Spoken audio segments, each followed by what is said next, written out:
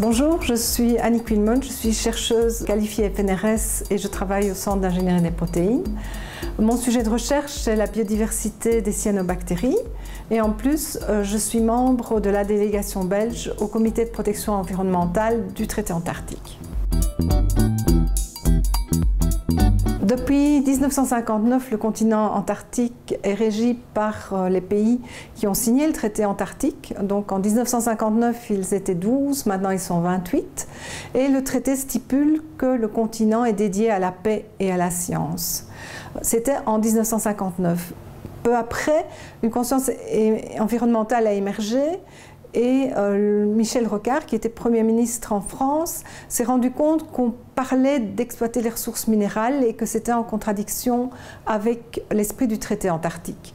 Il s'est joint avec le Premier ministre australien et le Premier ministre espagnol de l'époque.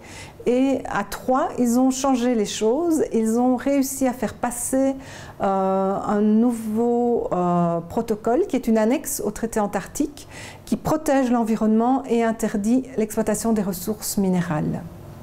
Il est entré en vigueur en 1998. Le protocole a créé le comité de protection environnementale où il y a des scientifiques et des personnes qui s'occupent de conservation de la nature dans les ministères, etc. Ils se réunissent chaque année pour traiter de questions liées à l'environnement. Donc il y a la gestion des déchets, comment faire en cas de pollution, suivre les populations de manchots empereurs puisqu'on se doute qu'ils vont être vulnérables au changement climatique et toutes sortes de problèmes de ce type-là. Alors le résultat, c'est une liste de mesures et de décisions qui sont proposées au traité antarctique, où là il y a plutôt des juristes et des diplomates, et ce sont eux qui vont prendre les décisions finales.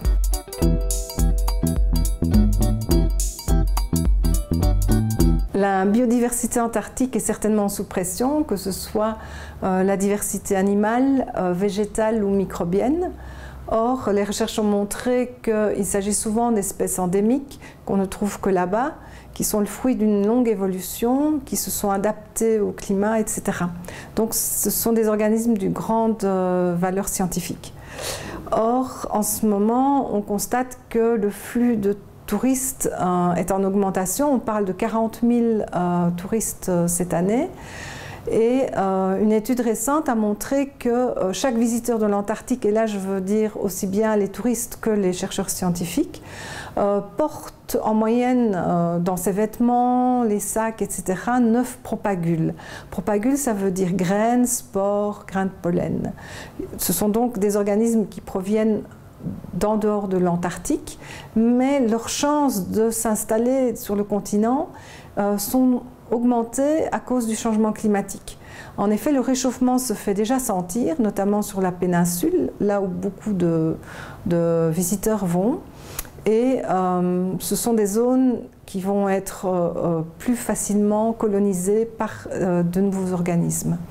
Ce sont ce genre de problématiques qui sont abordées au comité de protection environnementale qui cherchent non pas à arrêter les changements climatiques, mais à minimiser les impacts négatifs de ces changements.